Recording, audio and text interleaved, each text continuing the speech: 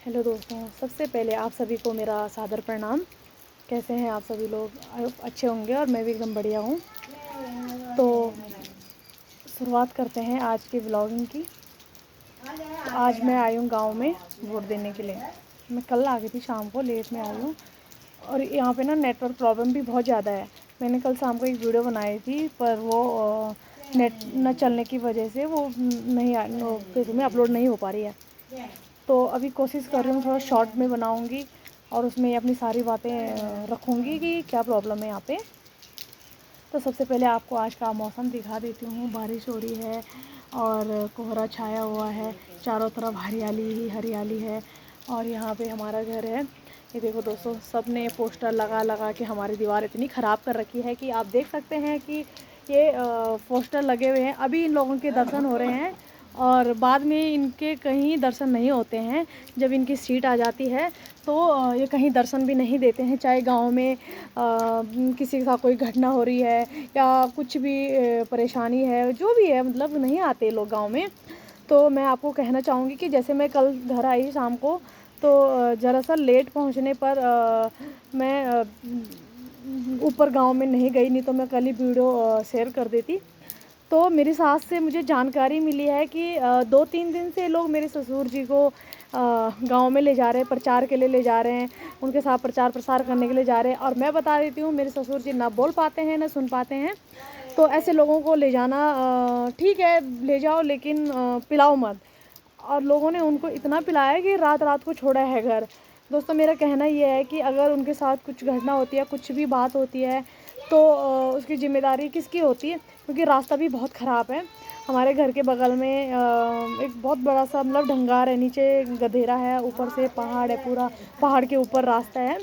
और वहाँ पे ना किसी ने ग्रिल भी नहीं लगवाई। मैंने बहुत बार बोला है प्रधान को भी ग्रिल लगवाने के लिए कि हमारे ससुर जी कई बार खा पी भी लेते हैं, तो ग्रिल लगवा दो। प्रधान ने हमारी एक भी नहीं सुनी। अभी वो ग्रिल किसी और ने लगाई, ना तो वो प्रधान, ना तो कोई नेता है, कुछ नहीं है, मतलब आम आदमी जैसे हम लोग हैं ऐसे। तो उसने लगवाया है। दोस्तों, ये लाइट जो लगी हुई है हमारे घर में, ये लाइट हमारे प्रधान के द्वारा लगाई गई। और जो ढंगार है ना, वहाँ पे रास्ते में नहीं लगाई थी, ये खेत में लगाई गई थी नीचे। तो हमने अपने मकान में थोड़ा पेंटिंग पुंटिंग का काम करा। तो उस टाइम मैंने अपने हस्बैंड को बोला कि वो लड़कों के साथ थोड़ा बात करके वो लाइट उखाड़ के वहाँ से ऊपर रास्ते में लगवा दो।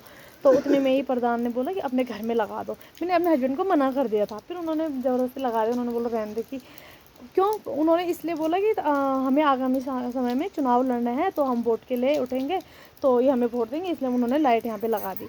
अब बात आई कि जो हमारा ये पुस्ता है ना दोस्तों, ये बहुत 12-14 मीटर के लगभग ये पुस्ता था। ये पुस्ता टूटा हमारा।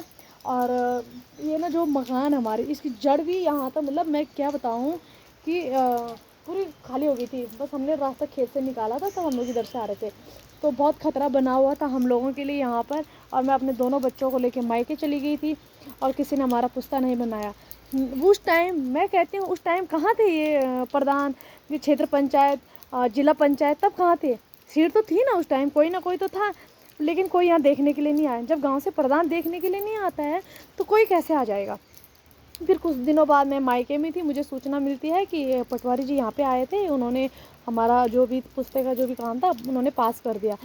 फिर कुछ टाइम बाद प्रधान जी से बातचीत हुई कि पुस्ता क्यों नहीं बना। उन्होंने कहा कि नहीं बन रहे, किसी के नहीं बन रहे, पर्सनल काम हो ही नहीं रहा। मैंने कहा ठीक है। फिर मैं पटवारी के पास जाती हूँ। उन्होंने कहा पहले कोई और था, अभी मेरी ड्यूटी लगी यहाँ पे, आपका पुस्ता तो पास हो रखा है, सुनने में ऐसा आया, ब्लॉक में पता करो। ब्लॉक में पता करा तो सुनने में आया है कि काम रिजेक्ट करवाया गया है। ठीक है। फिर हमने जैसे कैसे करके पुस्ता बनाया है और पुस्ता बना लिया। अब हमें इसमें ग्रिल लगवाने की ज़रूरत है भी नहीं, भी है, लग भी जाए तो भी ठीक, ना भी लगे तो भी कोई प्रॉब्लम नहीं है। अभी बात आती है कि जो जो प्रधान थे पिछले टाइम पे, मैंने उनको बोला था एक दिन कि आगामी टाइम पे हम किसी को वोट नहीं देंगे, हमारा काम नहीं हुआ है। तो उन्होंने कहा बिल्कुल मत देना, बिल्कुल मत देना। ठीक है। अभी वो चुनाव लड़ रहे, अभी वो बोल रहे तुम्हारे घर के चारों कोनों में ग्रिल लगवा देंगे, बस आप वोट दे दो।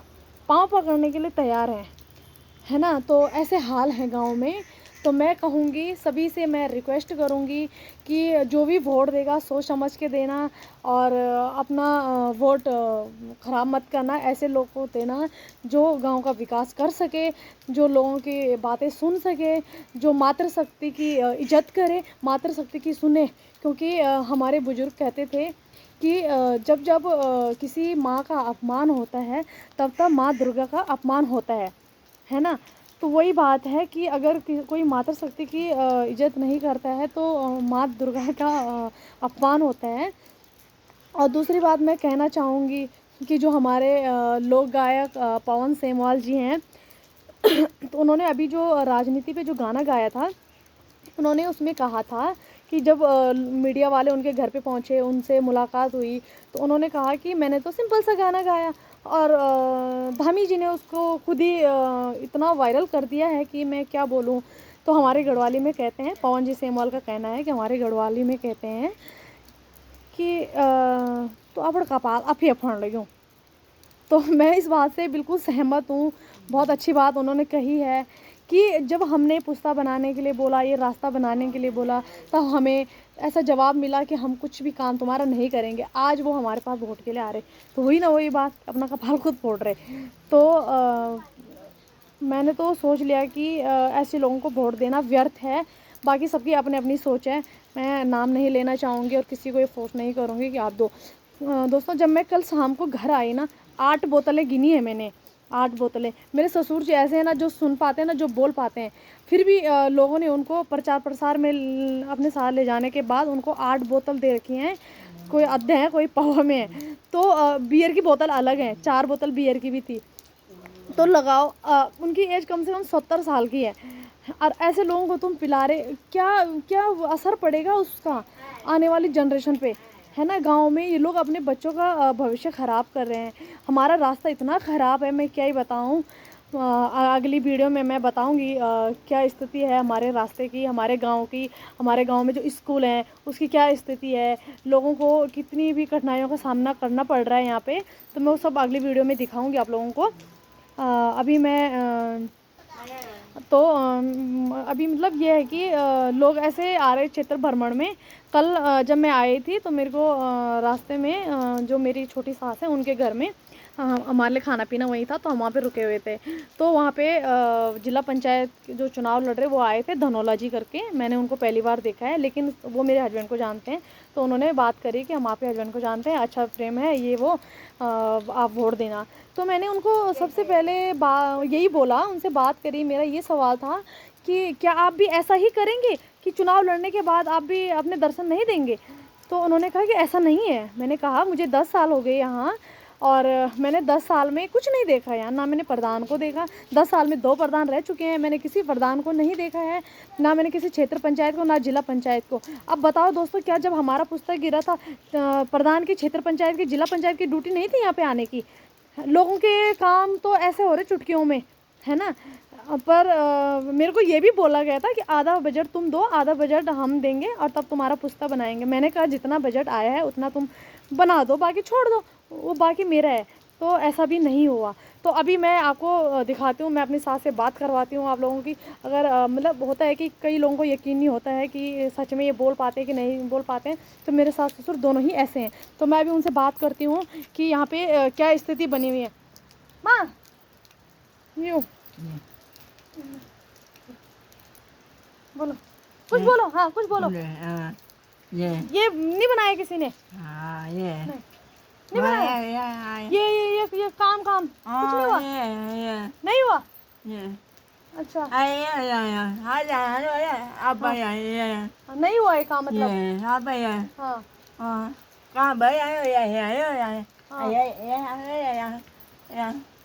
प्रधान प्रधान हाँ मेरी सास बोल रहे हैं बेकार, सब बेकार है, हमारा कुछ भी काम नहीं हुआ है।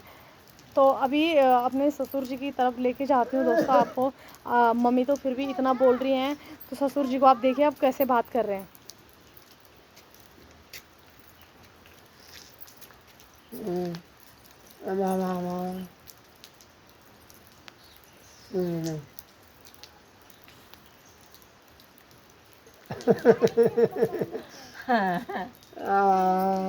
दो दुई पिने दुई एक ने पिने दुई पिने एक पावर एक बियर हाँ कहती नहीं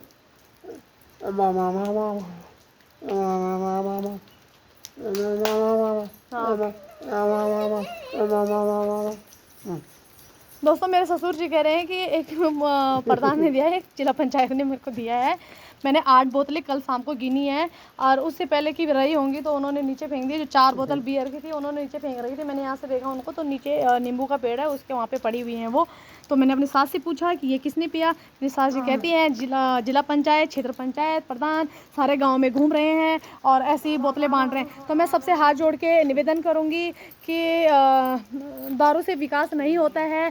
हाथ जोड़ के सबसे तुम अपना प्रचार प्रसार करो, लेकिन हाथ जोड़ के कहो कि उनको आश्वासन दो, लोगों को आश्वासन दो कि हम विकास करेंगे और सभी के उज्जवल भविष्य के लिए अच्छा नाम कमाएंगे, ताकि उससे हमारे आने वाली जनरेशन को भी ये लगे कि हाँ इन्होंने कुछ काम किया है।